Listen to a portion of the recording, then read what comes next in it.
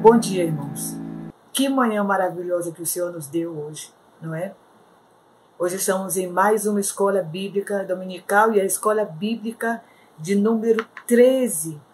Nós estaremos então encerrando todo o estudo do livro de Gênesis.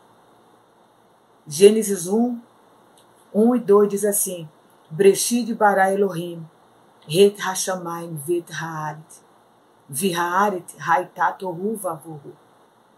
No princípio, criou Deus os céus e a terra era sem forma e vazia, e o Espírito de Deus se movia sobre a face do abismo.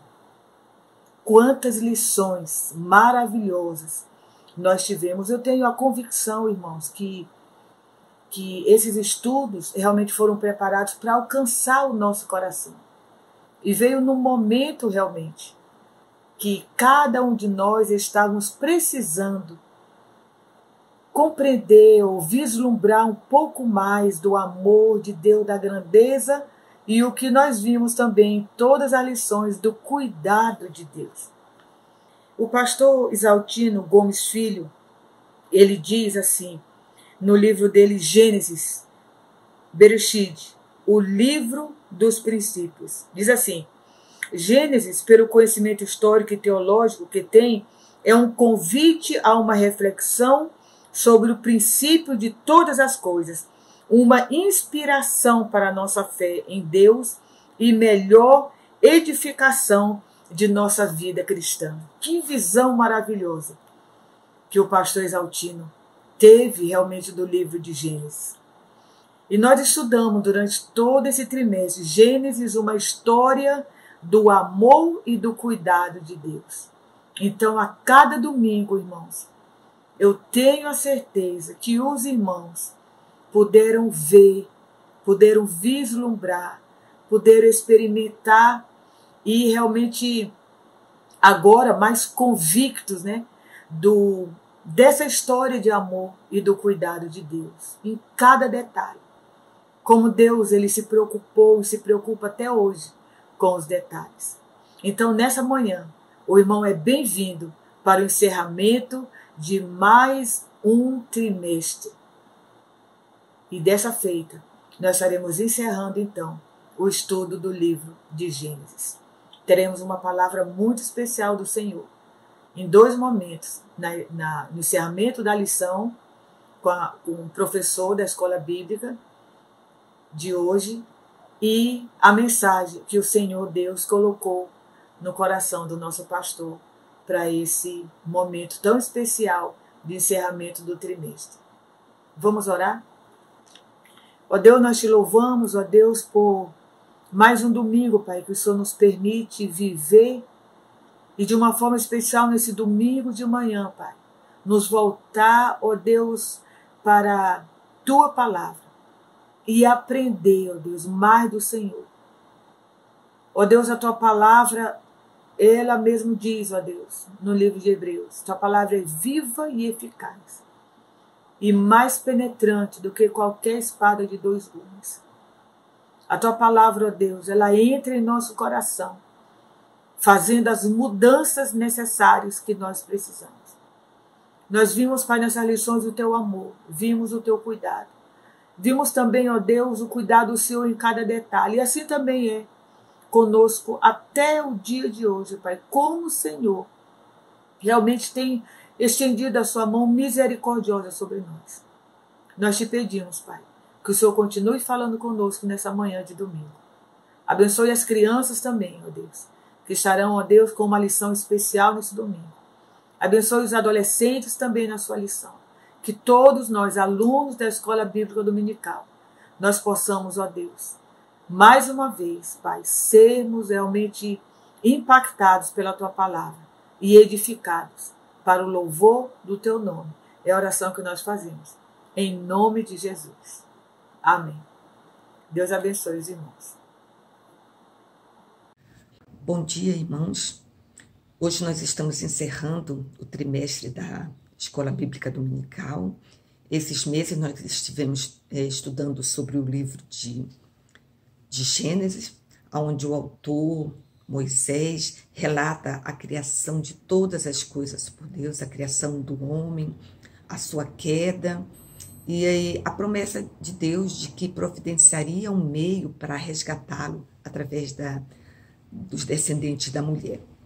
Bom, o Senhor ele vai dirigindo a história através dos descendentes, através das gerações. E isto o autor faz questão de mencionar desde os descendentes de Adão e Eva, passando por Noé, até chegar na geração dos patriarcas, né? Abraão, Isaac e Jacó. E ele termina o livro com os feitos de José, como ele salvou a sua família da fome, como Deus caminhou com ele, vai cumprindo as suas promessas feitas lá no Jardim do Éden, até a chamada do primeiro patriarca, Jacó, Abraão, prometendo-lhe que dele faria uma grande nação. Nesses últimos capítulos, nós temos estudado sobre o patriarca Jacó.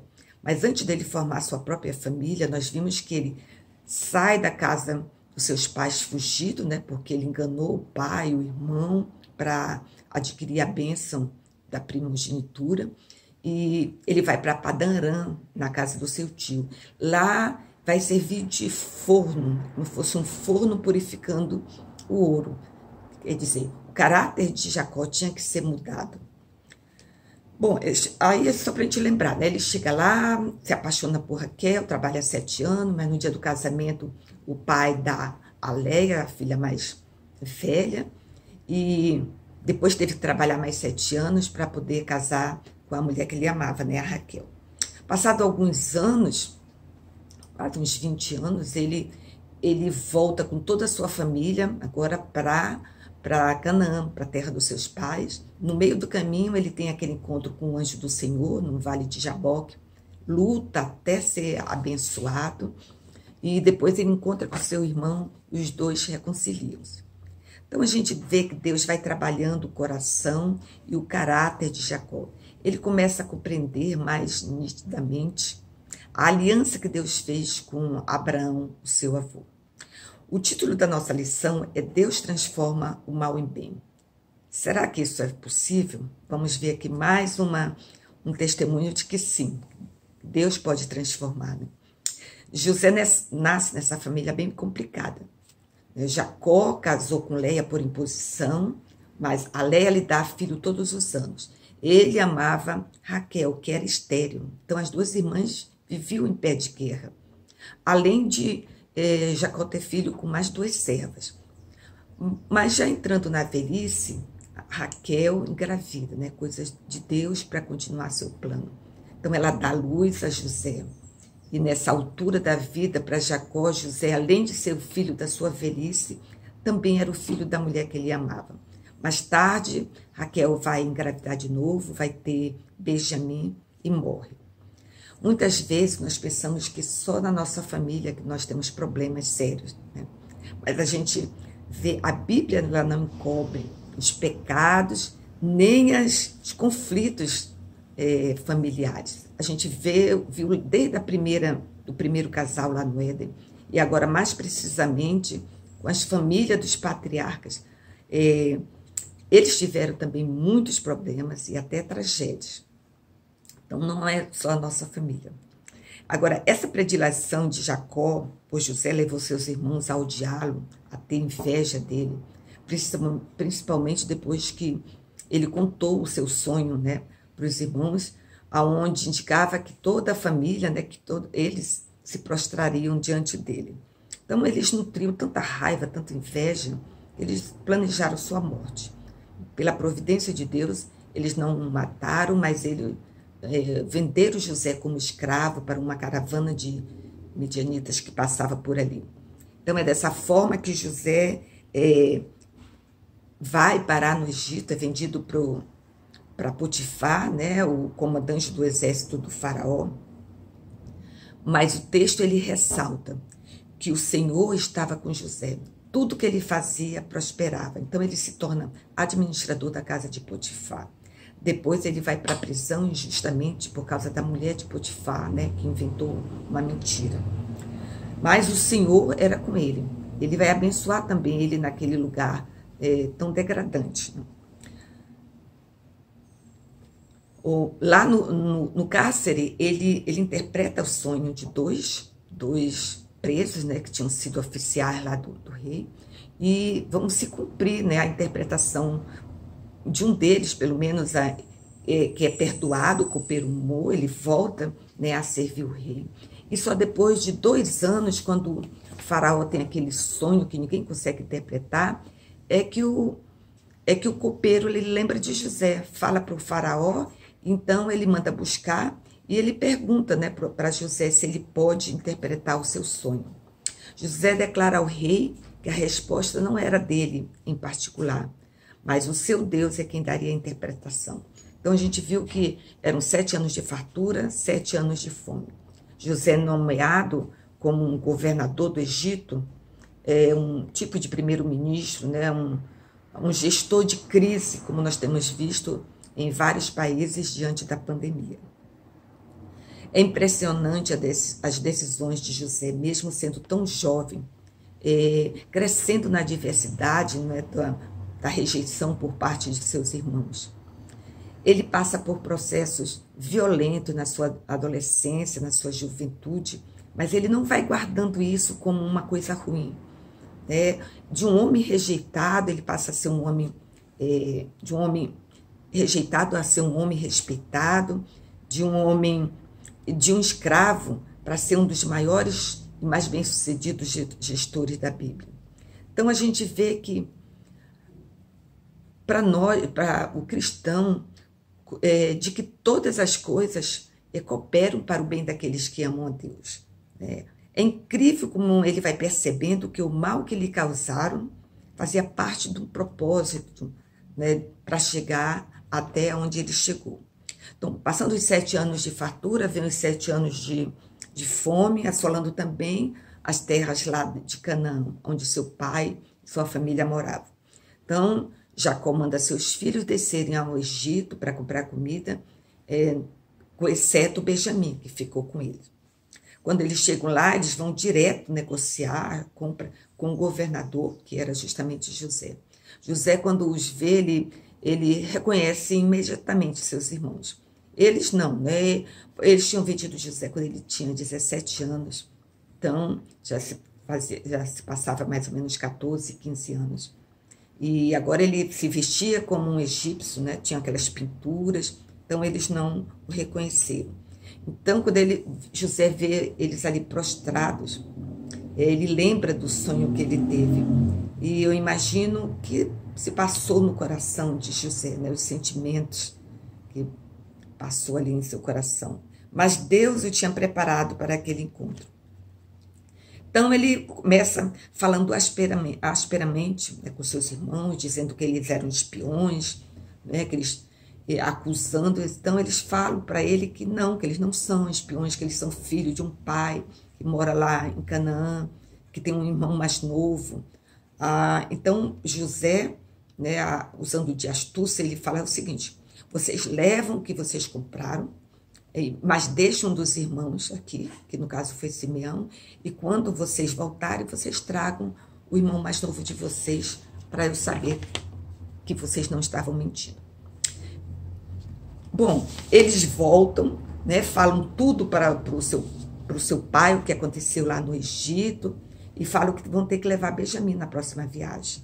Imaginem a aflição de Abraão, né? Agora tem que também mandar seu filho. Bom, passado alguns dias, eles voltam levando Benjamim, né? Levam um dinheiro em dobro, levam um presente. E quando eles chegam lá, que José os vê de longe, né? Eles estavam assim, tipo um galpão, então eles não estavam muito perto de José. José pede para o seu encarregado levar aqueles homens para sua casa, fazer um banquete, né? Que ele iria comer com eles. Bom, quando eles sabem disso, eles ficam ainda mais temerosos, pensando que era por causa do dinheiro que tinha sido colocado nas suas sacolas de volta. Então, eles ficam bastante temerosos, né?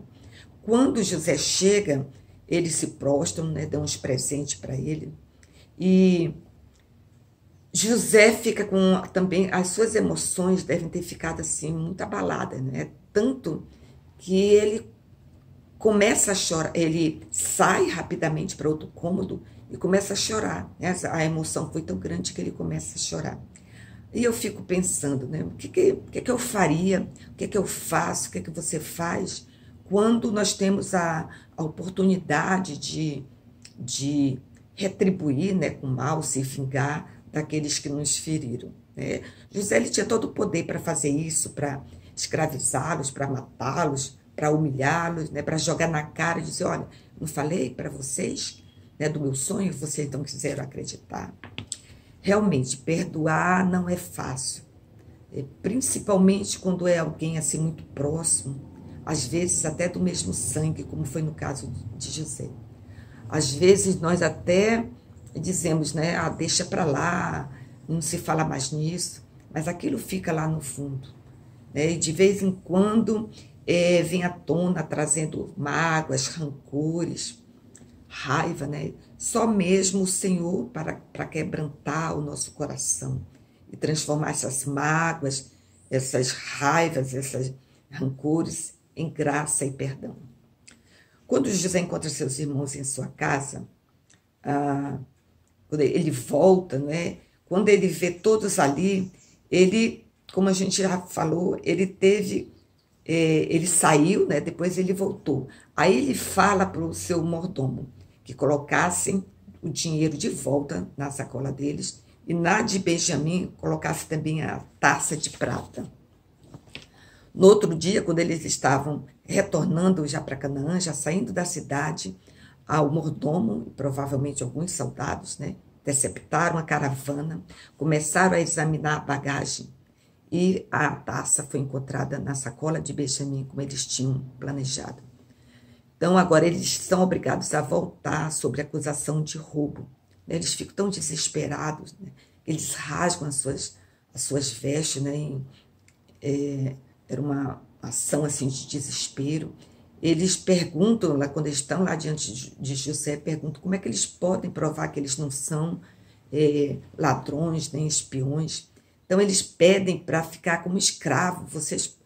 Você pode nos colocar como escravos seus, até mesmo o mais novo, onde foi encontrado a taça de prata. Então, José ele não aceita o trato, né? Ele continua testando seus irmãos. Ele queria saber se existia ódio e ciúme contra Benjamim, como eles tinham dele no passado. Aí mais na frente, no 44, descreve Judá fazendo um apelo emocionante a José. Ele fala que tem um pai bentoso e que ele não aguentaria, ele morreria de tanta dor se o filho mais novo não voltasse, porque ele já tinha perdido um filho da sua velhice. Então ele pede para ficar como escravo no lugar de Benjamim. Lembramos que Judá foi quem sugeriu que vendesse José como escravo aos mercadores, né? E trouxera tanta tristeza para o seu pai. Agora ele está disposto a se tornar um escravo no lugar do seu irmão mais novo. Então, dessa forma, José pôde ter certeza da mudança no coração dos irmãos. Então, ele, diante de todos, diante desse apelo de Judá, ele não se conteve mais, começa a chorar e ele declara para seus irmãos: eu sou José, meu pai ainda vive?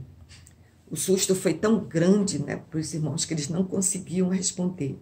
Então José falou: eu sou José, vosso irmão, a quem vendeste para o Egito. Aí vem uma das frases mais tocantes referente ao perdão. Mas não fiquem tristes, nem se aflijam, porque me venderam, pois foi para preservar suas vidas que Deus me enviou na frente de vocês. É interessante que ele não deixa que seus irmãos se sintam ainda mais culpados. Ele não espezinha em cima dele. Não foram vocês que me enviaram para cá, e sim Deus que me pôs como autoridade maior do faraó. Imediatamente ele manda buscar, dá ordem para que fosse buscar seu pai e toda a sua família. Então ele, chorando muito, abraça seu irmão Benjamim, né, o mais novo, e depois todos os seus irmãos. E é interessante como a confiança de José na providência de Deus o levou a perceber a operação de Deus em todos os eventos pela qual passou, que não foi coisinha mole, né? Preso como escravo, acusado, né, indo para a prisão. Então, ele não guardou essa mágoa. Esse foi o segredo da ausência de rancores e mágoas. Esses sentimentos que, quando a gente acumula, sempre resulta em querer vingar-se. Faraó, quando ele ouviu, ele deu aval para que trouxesse toda a família de José, colocando à disposição cavalos, carros, carroças e tudo que eles precisassem. Agora, imagine quando Jacó soube, quando os seus filhos contaram tudo o que tinha acontecido, né? Eles confessaram tudo. Jacó quase morre ao saber que José ainda estava vivo. Bom, Jacó queria descer para o Egito imediatamente e ver seu filho, né, abraçar, pegar, para ver se era realmente verdade. Mas é provável que Jacó tivesse se mostrado um pouco temeroso em ir para o Egito, pelo fato de ter em mente a aliança feita a Abraão, de que a terra de Canaã estava prometida aos seus descendentes. E agora, ele ia ou não, né, para o Egito. Mas lá no capítulo 46, nós vamos ver que ele parte com toda a família. Mas no meio do caminho, lá em Berseba, ele oferece sacrifícios ao Deus de seu pai. E aí o Senhor fala com ele: eu sou Deus, o Deus de teu pai. Não temas descer para o Egito, porque lá te farei uma grande nação. Eu descerei contigo para o Egito. Então, o próprio Deus acalma o coração e lhe garante que ali no Egito sua família iria se multiplicar e formaria ali uma grande nação. Toda essa caminhada de Canaã ao Egito está vinculada à promessa que Deus fez a Abraão no capítulo 15, quando ele falou: a tua descendência será peregrina em terra alheia e será reduzida à escravidão por 400 anos. Vai se cumprir ali no Egito. Depois retoma com a descrição do encontro de José com seu pai, né, depois de já ter passado mais ou menos 20 anos, pensando que José estava morto. Então, a cena ela é emocionante, né? Eles se abraçam, choram. Aí José depois ele apresenta o pai a Faraó, né, que é abençoado por Jacó, e instala toda a sua família na terra de Gósen, uma das melhores terras ali do Egito.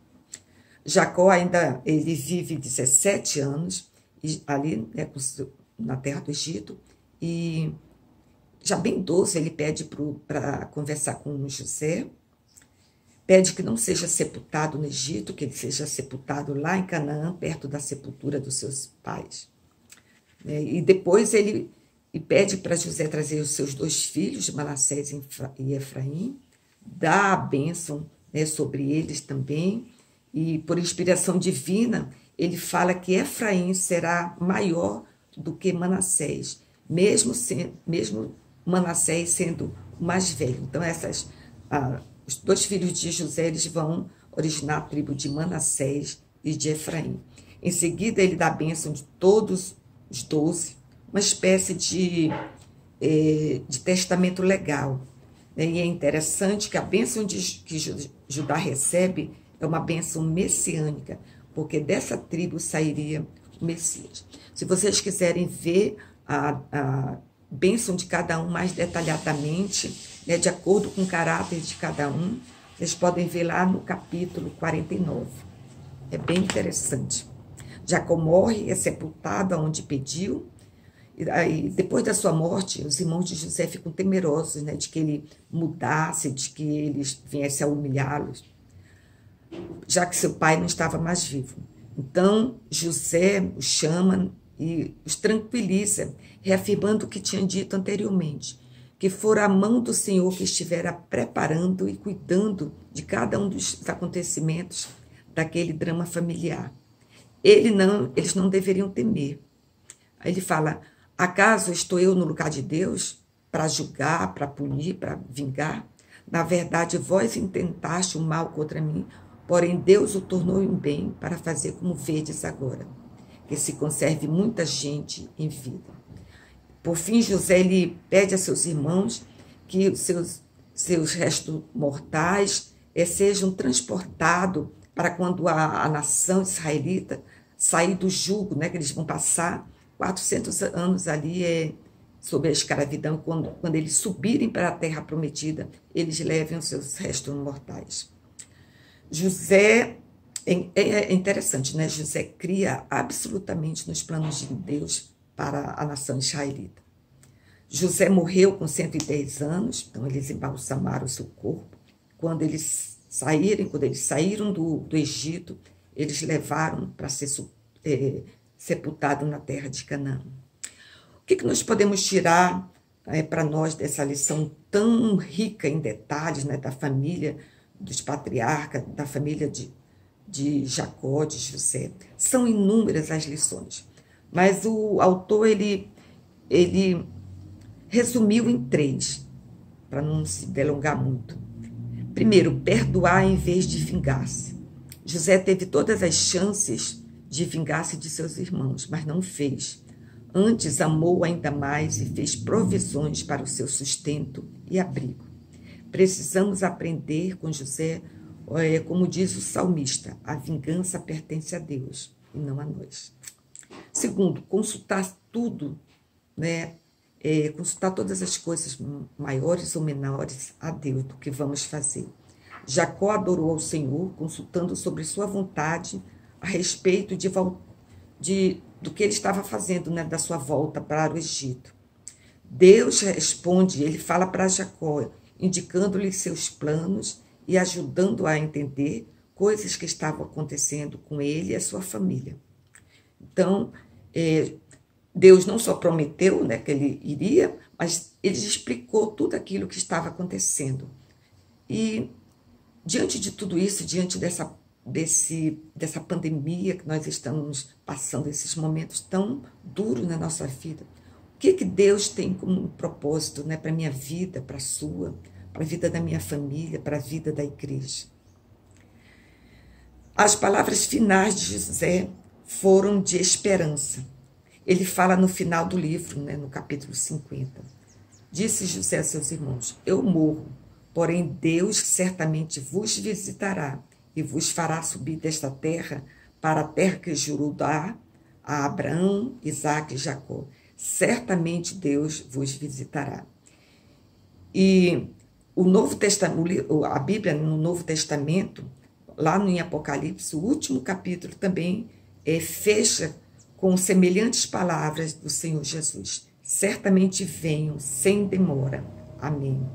Vem, Senhor Jesus. Que possamos, né, que o Senhor possa nos abençoar, nos fazer entender e que possamos viver nessa esperança de que o Senhor virá e dessa vez para vivermos eternamente com Ele. Amém.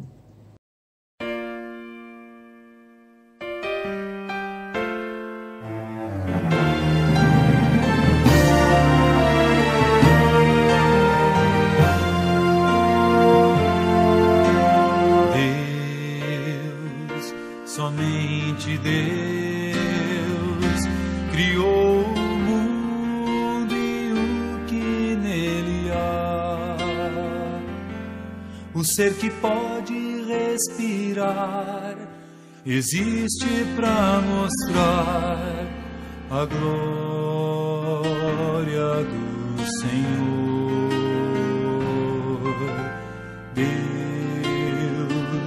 Somente Deus, os seus mistérios pode revelar.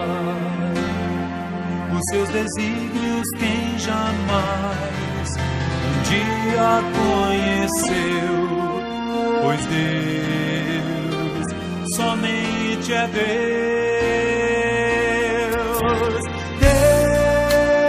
Deus, somente Deus.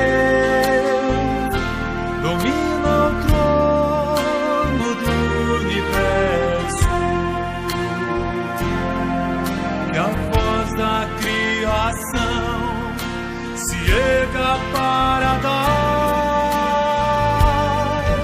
louvor somente a Deus.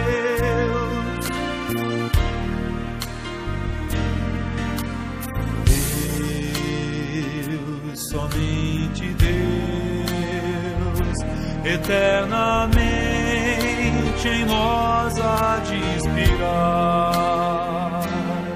a alegria de adorar, desejo de exaltar a Deus, somente a Deus. Deus, somente Deus, domina o trono do universo. Que a voz da criação se erga para dar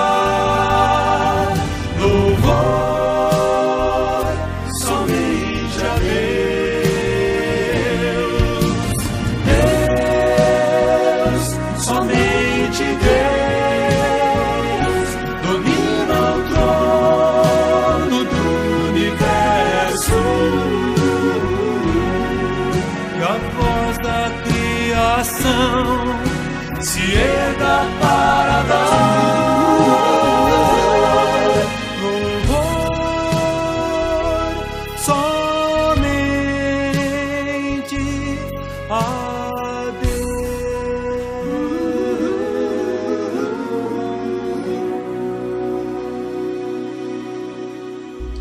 Graça e paz, irmãos. Hoje, mais uma vez, estamos juntos para meditar na palavra do Senhor e nesta meditação podermos também trazer à memória tudo o que aprendemos nesse trimestre nas nossas lições de Escola Bíblica Dominical.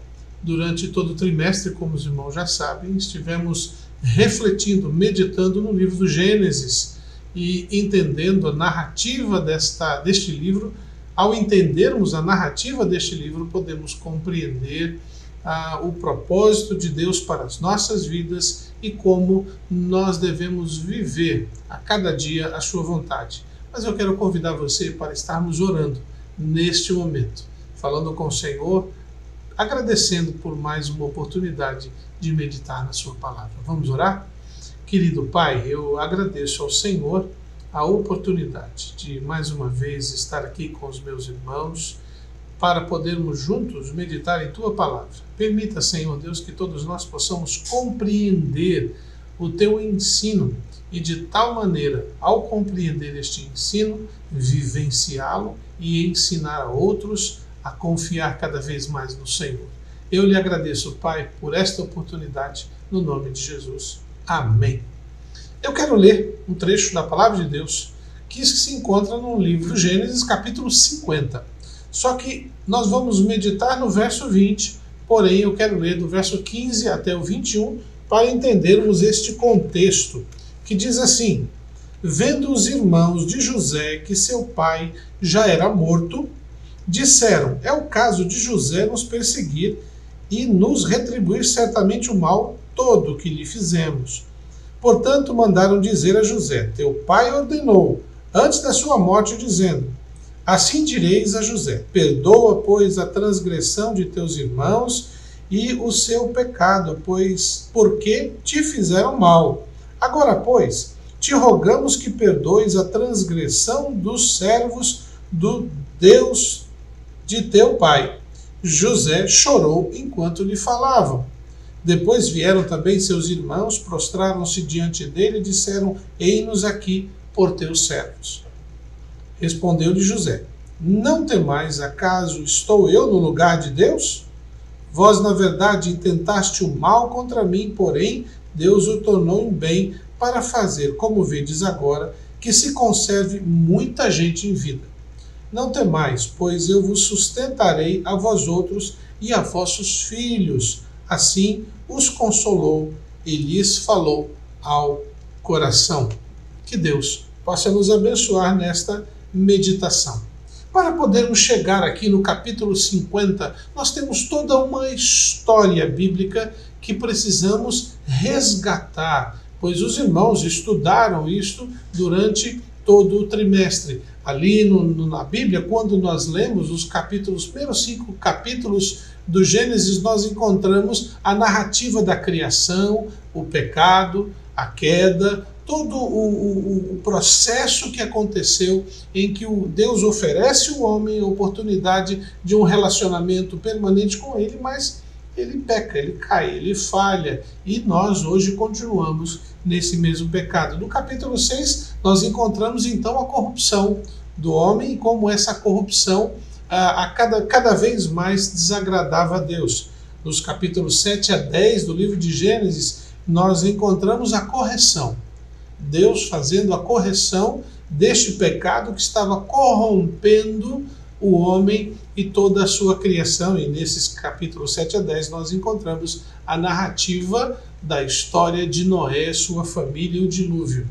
Capítulo 11, depois do dilúvio, a Torre de Babel e aquela confusão nas línguas onde Deus separou a humanidade em regiões para que eles pudessem povoar a terra. E por fim, do capítulo 12 até o capítulo 50 do livro do Gênesis, nós encontramos a história dos patriarcas, começando com Abraão, depois seu filho Isaac, e por fim Jacó, que depois foi transformado em nome Israel, e agora no capítulo 50, junto com a história de Israel, a vida de José.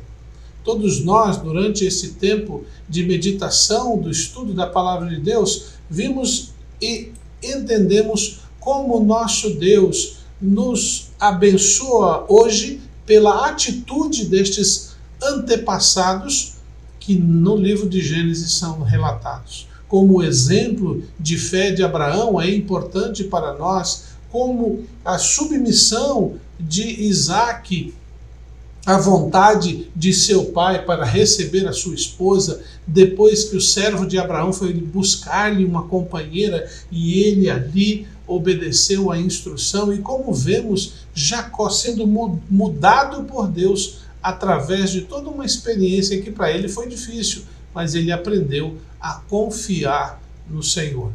Aqui encontramos então José, agora já um homem feito, um homem que passou por todas as agruras de um tempo onde foi rejeitado pelos seus irmãos, passou por dificuldades, foi julgado como uma pessoa que tentou abusar da sua senhora, e ele não havia feito isso. Ele experimentou na sua vida a tristeza de saber que seus irmãos o haviam vendido como escravo, mas agora José, aqui no capítulo 50, é o vice-governador, é o governador do Egito, só abaixo do rei, do faraó, é que ele não poderia suplantar o rei, pois estava abaixo do comando deste faraó. No capítulo 50, do texto do livro que acabo de ler, de Gênesis, nós encontramos então a situação final. Jacó havia morrido e os irmãos preocupados com o seu irmão José, porque eles sabiam muito bem o mal que haviam causado a seu irmão, e querendo se proteger, eles inventam uma mentira. Dizem que Jacó havia dito para perdoar-lhes. Haja visto que quando lemos no texto, principalmente naquele momento em que José leva seus filhos, Efraim e Manassés, para pedir a bênção de seu pai, não há nenhuma menção nisso.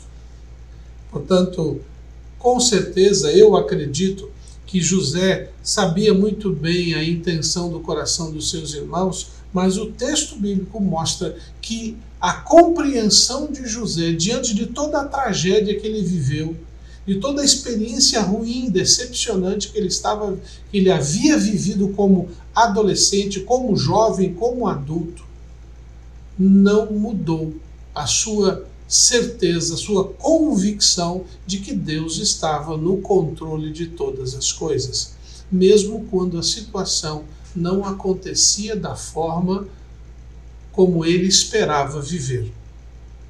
Portanto, precisamos aprender com a vida de José e também através de todos os ensinos que vivenciamos durante todo este trimestre, de que apesar das dificuldades, apesar das lutas, apesar das incertezas, não devemos ter medo. Não tenhamos medo. Não deixemos que o medo determine o nosso comportamento, que nos leve a fazer escolhas que depois estaremos nos arrependendo. O texto que li para os irmãos, no verso 20, diz assim: vós, na verdade, intentaste o mal contra mim, porém Deus o tornou em bem, para fazer, como vocês veem agora, que se conserve muita gente em vida. José tinha uma noção muito clara e uma compreensão muito serena de que, apesar das dificuldades, Deus continuava cuidando dele e continuaria a cuidar dos seus irmãos, mesmo não merecendo. Quando nós lemos o texto, compreendemos então que não devemos temer. Por que razão? Porque nossos erros não interferem nos planos de Deus. Deus tem um plano. Nossos erros nos prejudicam. Nossas escolhas erradas causam-nos dano. Mas estas escolhas não interferem e nunca vão interferir nos planos e nos projetos de Deus para as nossas vidas e para a vida de qualquer pessoa que exista. Precisamos compreender isso. Vejam, os irmãos de José cometeram um pecado, cometeram um erro, venderam o seu irmão. Mentiram para seu pai dizendo que ele estava morto, que um animal havia comido ele, pegaram lá as vestes dele e levaram a José. Eles mentiram. E não somente nesse momento, quando nós lemos o livro de Gênesis, nós vemos que o comportamento dos filhos de Jacó não eram comportamentos honrados. Eles eram homens que intentaram, fizeram e desobedeceram a seus pais. Quando nós lemos as Escrituras, vemos que os erros dos homens causaram muitos danos para si próprios. Outro exemplo nós podemos ver em Noé, que nós vimos no nosso estudo, e quando começamos na lição número 5, uma nova chance. Noé teve uma nova chance com sua família. Eles construíram a arca, foram salvos. Mas o que aconteceu com Noé logo depois que eles ficaram em terra firme? O texto bíblico que fala que ele fez uma vinha, embriagou-se e ficou nu. E toda aquela situação acabou causando uma maldição para os descendentes de Canaã. Veja como é séria esta compreensão. Deus não vai mudar os seus planos por causa dos nossos erros. E as circunstâncias que acontecem à nossa volta, que muitas vezes não são a vontade de Deus, não interferem no que Deus tem planejado para os seus filhos, por exemplo. Hoje nós vivemos um tempo em que estamos sendo impedidos de nos reunir nos cultos solenes, no templo, nas reuniões, escola bíblica dominical. E muitas vezes, em muitos momentos, muitas pessoas usam este argumento como forma de dizer estamos protegendo a saúde. E muitas vezes, ou melhor dizendo, muitas destas escolhas estão sendo escolhas que, ao invés de trazer o benefício, estão prejudicando. Mas mesmo assim, com os erros dos homens, e tentando acertar, e tentando fazer as coisas, Deus continua trabalhando para cuidar daqueles que Ele ama. Portanto, não podemos olhar para os problemas, para os erros, para as falhas, como algo para dizermos, Deus esqueceu de nós. Deus não nos ama mais, ou Deus não se preocupa conosco. Ele continua atuando. Nós que devemos aprender a nos voltar para Ele e confiar de que Ele fará a correção necessária na nossa vida para que nós voltemos a nos encaixar no plano de Deus. Segundo lugar, este texto mostra também que Deus sempre tem o poder de mudar a situação. Não é a situação que muda a vontade de Deus. Não, Ele interfere. Olha o que o texto diz, que acabei de ler. Porém, Deus tornou em bem o mal que eles fizeram. Muitas vezes, nós vamos passar por situações em que aparentemente é ruim. mas na verdade Deus está usando este momento para construir algo bom. Exemplo, o momento que nós estamos vivendo. Vou trazer de novo. Muitos de nós, olha o que aconteceu. Antes da pandemia, eu lembro disso várias vezes, ouvi isso na faculdade, ouvi isso quando dava aula, ouvi isso quando era seminarista, dizendo o seguinte: muitos professores falavam sobre a igreja crescendo, a igreja perseguida, a igreja passando por situações difíceis, e alguns alunos, mas nós vamos passar por um tempo de perseguição para a igreja crescer. E aí o professor usou uma frase de um outro pastor que disse: não, nós temos que servir ao Senhor e aí virá perseguição. Hoje nós vivemos um tempo que estamos impedidos de viver o que habituadamente estávamos vivenciando. Estar na igreja, participar de reuniões, fazer encontros, cultos, celebrações. E deste mal que está nos impedindo, aprendemos algo bom. Eu estou vendo, por exemplo, pais que têm condições de ficar em casa, dando mais atenção aos filhos, meditando na palavra de Deus, fazendo o culto doméstico. Olha aí, algo bom que está acontecendo nessa situação ruim. Oportunidades de nós usarmos essa tecnologia para alcançarmos mais pessoas, muito mais pessoas do que poderíamos imaginar. Eu sempre digo isso e vou repetir, e já preguei sobre essa situação. Amados, nós não estamos vivendo um tempo de crise, mas um tempo de oportunidade. A oportunidade de alcançar muito mais pessoas, a oportunidade de falar com muito mais pessoas, a oportunidade de testemunhar nossa fé a muito mais pessoas. Precisamos aprender a olhar as circunstâncias, mesmo que ruins, e contemplar como Deus transforma isto que é ruim em algo bom. Portanto, Deus sempre terá o poder de mudar a situação, seja ela qual for. Por isso, nós devemos, em nosso dia a dia, no nosso cotidiano, entender que estas circunstâncias que estamos vivendo hoje, elas não definem o nosso Deus, mas o nosso Deus é que define o que precisamos no nosso dia a dia. Por fim, quando leio esse texto, entendo, em terceiro lugar, que nós não precisamos ter medo, porque o nosso Deus irá conservar nossas vidas, porque este é o plano do Senhor.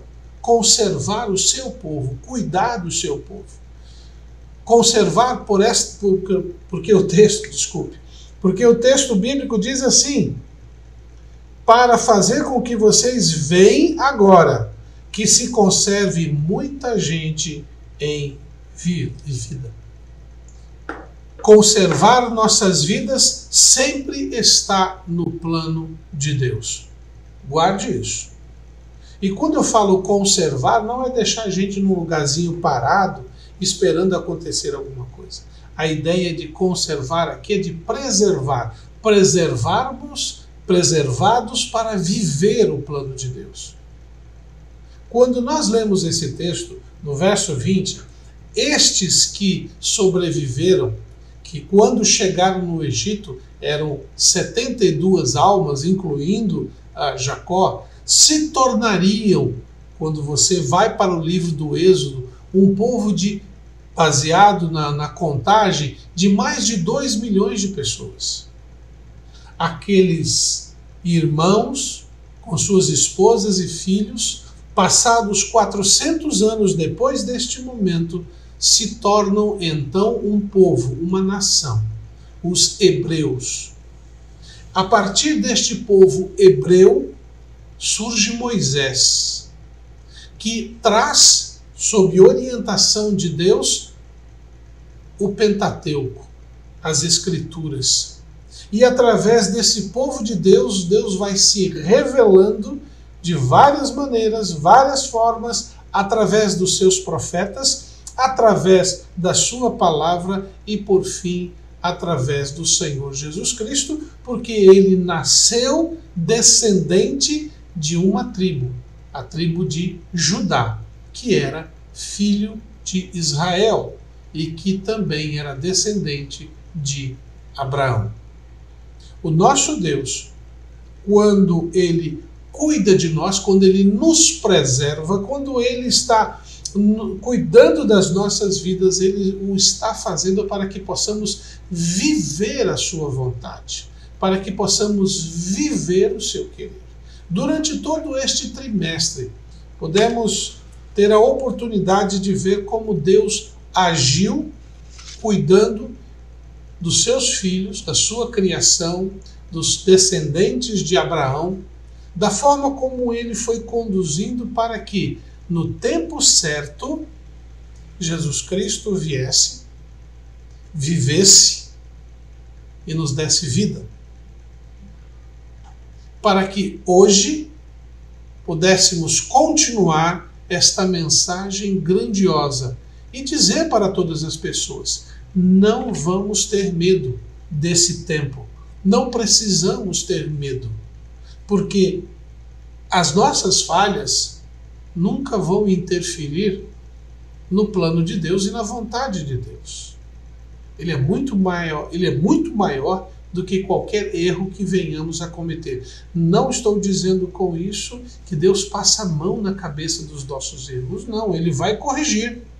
Ele faz essa correção. Por esta razão que ele tem o poder de mudar aquilo que é mal para ser bom. É ele que faz isso em nós. E nós precisamos nos submeter a isso. Nos submeter a ele. Ao nos submetermos, então nossas vidas são preservadas para viver tudo o que Deus planejou para nós. Guarde isso em sua mente. Não tenha medo, meu irmão. Não tenha medo, minha irmã. Compartilhe isso com toda a sua família. Pegue as oportunidades que você tem tido de falar deste Deus maravilhoso, que vem atuando desde a criação, que vem falando aos nossos corações pelo Espírito Santo, desde a salvação que há em Cristo Jesus. Que o Senhor possa abençoar a sua vida neste dia, fortalecer sua família e a cada dia mais viver a esperança que há em Cristo Jesus. E que possamos hoje à noite estar juntos, celebrando mais um culto de louvor e gratidão ao Senhor, principalmente porque estaremos falando sobre missões mundiais. Estaremos falando sobre viver essa esperança, viver a nova vida, viver o poder de Deus para poder ser e transformar a vida daqueles que estão à nossa volta. Guarde isso, viver para transformar, viver para ser transformado. Que possamos estar juntos sob a bênção do nosso Senhor. Vamos orar?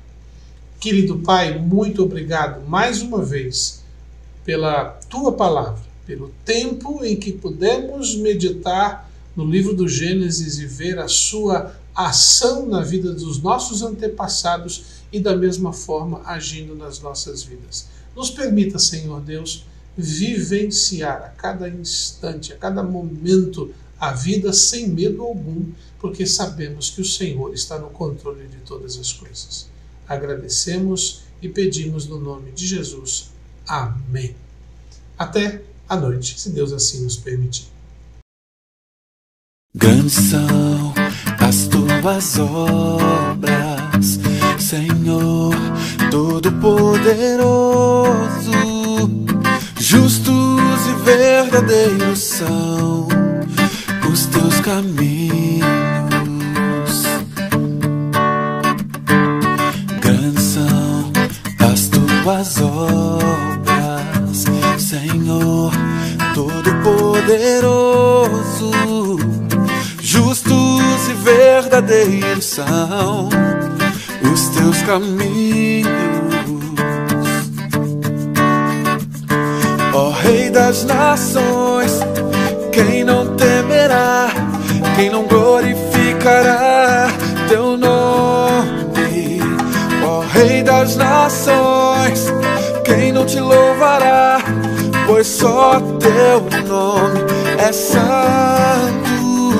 ó Rei das nações. Quem não temerá, quem não glorificará teu nome, ó Rei das nações.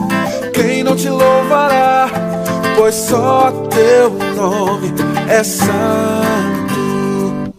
Todas as nações virão e adorarão diante de ti, pois os teus atos de justiça se fizeram manifestos. Oh, oh, oh. Todas as nações virão e adorarão diante de ti, pois os teus atos de justiça se fizeram manifestos.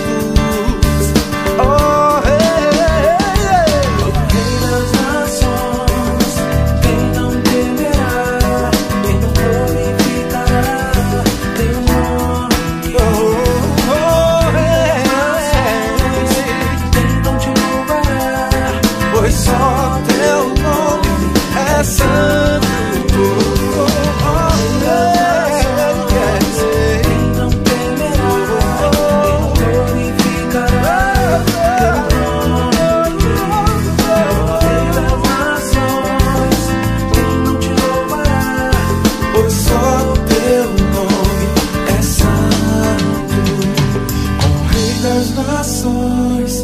Quem não temerá, quem não glorificará teu nome, ó Rei das nações. Quem não te louvará, pois só teu nome é santo. Quem não temerá, não glorificará teu nome, ó Rei das nações. Quem não te louvará, pois só o teu nome é santo.